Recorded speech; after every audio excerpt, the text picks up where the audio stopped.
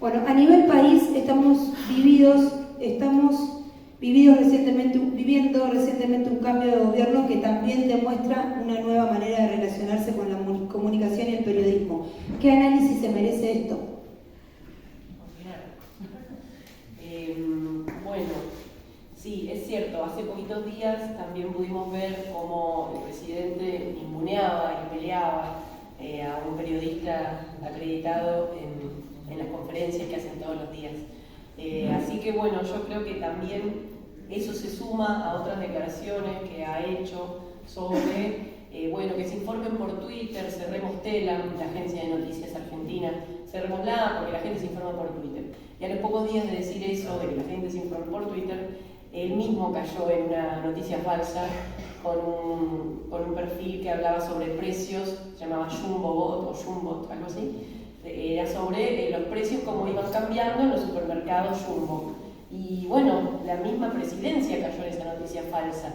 Y después se conoció que ese perfil mentía a propósito para ver si caían y terminaron, por hablar en criollo, picando, ¿no? Picando en esa pequeña y no tan pequeña travesura de mentir en las redes sociales. Pero bueno, por eso creo que hay que diferenciar lo que es una red social con perfiles que pueden ser anónimos, con información que no sabemos de dónde viene, no sabemos si está chequeada o no, con la información que dan periodistas que se especializan en eso, que trabajan, que reflexionan, como en momentos como este, estamos reflexionando sobre nuestra práctica, y que ponemos nombre, que ponemos nuestra cara, que ponemos nuestra identidad a la hora de informar. Entonces creo que hay que poner en valor nuestro trabajo, no solo porque hoy es el Día del Periodista y estamos acá hablando de eso, sino porque justamente tenemos una función social. Y esa función social es también un derecho, como decía, de que la información sea de calidad, de que no sea una mentira, de que sea veraz. Y eso no está en las redes sociales. Eso no está en los perfiles anónimos, eso está en la gente que da la cara, que firma las notas y que se hace responsable de lo que dice, porque detrás hay una investigación, porque detrás se chequean datos. Así que bueno, yo creo que eso es en relación a lo gubernamental en este momento, me parece lo más valioso, ¿no? Que por más que desde el gobierno, desde presidencia nos ninguneen a nosotros tenemos que poner en valor y saber que no somos lo mismo que una cuenta falsa, o que no somos lo mismo que un comentario que vi en Facebook, sino que trabajamos de esto y nos formamos para esto y que buscamos ser cada día mejores porque estamos al servicio de la gente.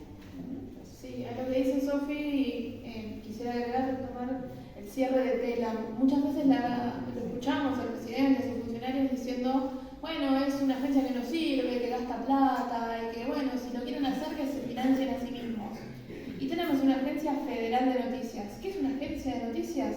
Es una central que genera cables de noticias, que genera información que llega a todo el país, a un montón de otros medios.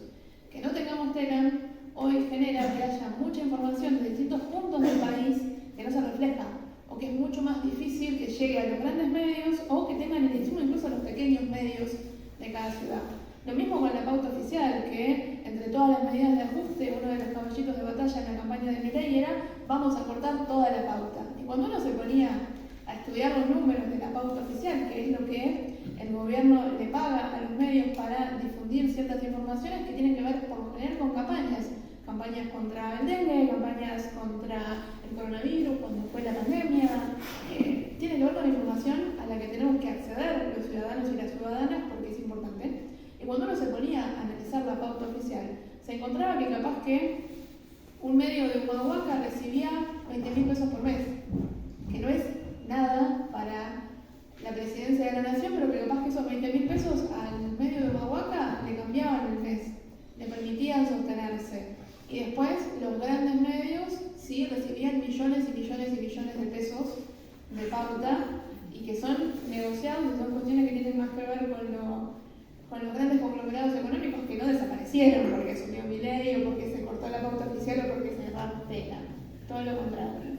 Y si a eso le sumamos un clima de ataque constante a los trabajadores de los medios públicos, pero también de los medios privados, porque cualquier periodista, hombre, mujer, del género que sea, que ha cuestionado a Milei de una manera u otra, se ha encontrado con ataques a través de las redes sociales.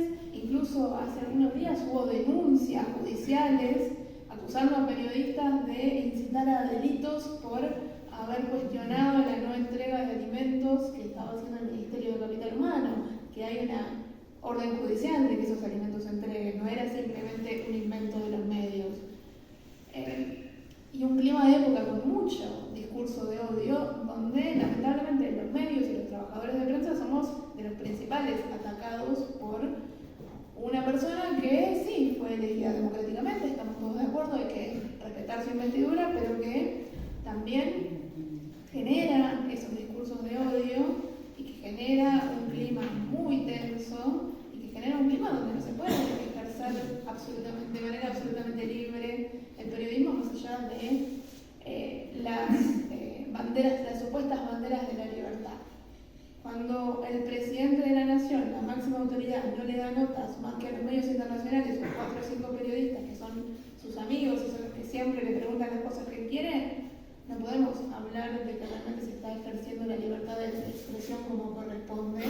Después podemos estar en mayor o en menor acuerdo con su estilo, con sus medidas, con un montón de cuestiones que las podemos discutir y cada cual tendrá su visión de las cosas, pero cuando hay un gobierno que cierra la Agencia Federal de Noticias, corta toda la pauta de todos los medios, absolutamente todos, que nadie está diciendo que no hubiera que revisarla, ni que usarla de una manera más eficiente, ni repensarla, pero la solución no es cortar todo de cuajo. Y donde se jacta que entre los miles y miles de trabajadores estatales que va a dejar en la calle están trabajadores históricos de Telam, de Radio Nacional, de la TV pública, se pone muy en tensión, por no decir en riesgo, la libertad de expresión, el ejercicio del periodismo, en este contexto donde además es cada vez más difícil ejercerlo desde lo privado, porque lo económico es cada vez más difícil, porque la respuesta de él muchas veces es, bueno, si eran buenos periodistas que trabajaban en Telam, que vayan a trabajar en los privados, que armen su propia agencia y trabajen con lo que saquen de los privados. Entonces, ¿cuál es el rol del Estado? ¿Para qué tenemos un Estado? Entonces, si todo me lo tienen que resolver los privados. Bueno, me cebo, me voy, pero es un tema que me parece muy importante, muy preocupante, y que si bien no nos afecta de manera absolutamente directa a los medios locales, sí creo que genera un clima de época y un enojo y un odio y una bronca que sí nos puede de alguna manera poner en el juego a los medios locales, y que incluso algunos dirigentes a nivel local y regional, no digo que sea para nada el caso de los que estamos acá, ¿no? También reproducen esas situaciones y piensan que los medios simplemente se manejan a través de la pauta, a través de los enojos, a través de los aprietes, y que así se va a callar la verdad y que se va a contar una sola visión de la realidad, que tarde o temprano siempre las cosas se saben, más en comunidades chicas como las nuestras, ¿no? Pero me preocupa mucho el ajuste por un lado y los discursos de odio que se dan en general y que también están muy especificados a los trabajadores de prensa y a las trabajadoras de prensa, sobre todo porque hay un ensañamiento especial contra las mujeres de parte del presidente. Pero bueno, un poco la parte más compleja, me parecía que no podíamos dejar de ponerlo sobre la mesa, y me parece muy buena la pregunta del final para esto, porque es un escenario muy complejo. Una cosita que voy a decir, que aparte los temas no son los mismos. La agencia Telam tenía trabajadores a lo largo y ancho del país, como decía Dani. Bueno, llegaban noticias de todos lados, y esas noticias no eran las noticias que vendían, no eran las noticias que iban a recibir más like, no eran las noticias de rumores, no eran noticias que a veces nos encontramos, ¿no?, en los medios nacionales, que por ahí, no sé, hacen mucha nota de enterate lo que le dijo la novia, el novio de Guandanara, no sé quién. Bueno, en realidad ahí había un especial énfasis en los medios públicos en temas que son educativos, en temas que tienen que ver con la cultura, con el patrimonio. No es lo que venden, es la información como derecho.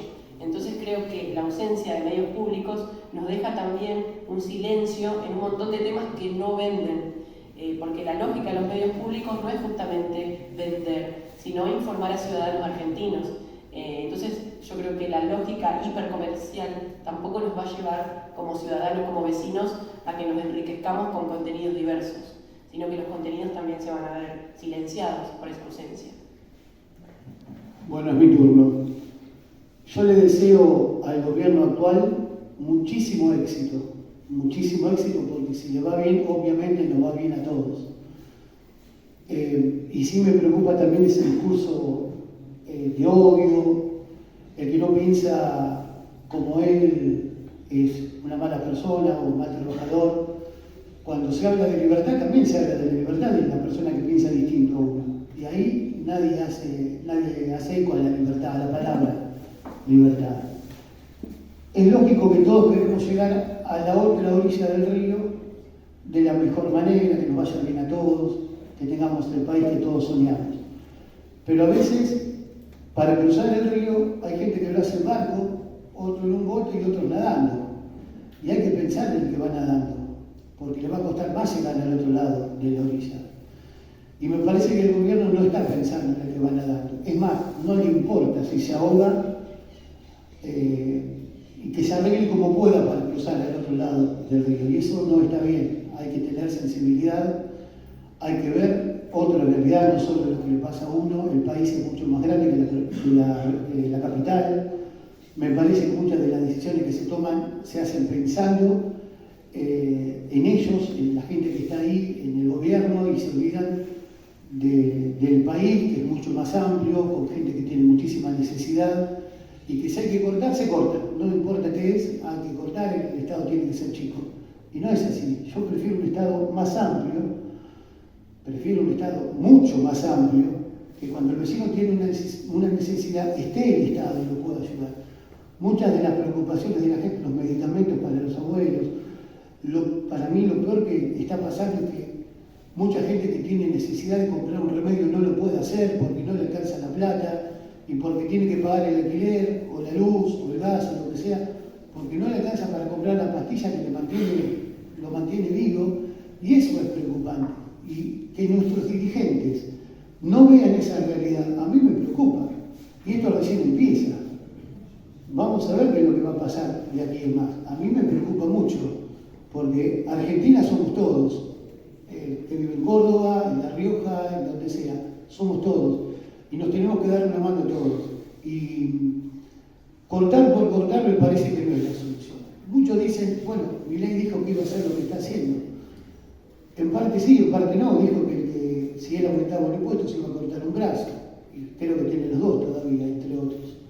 Entonces, seamos más sensibles, más cuidadosos con el hermano, el argentino que la está pasando mal, y démosle una mano. No lo dejemos a la deriva y que se arregle como pueda.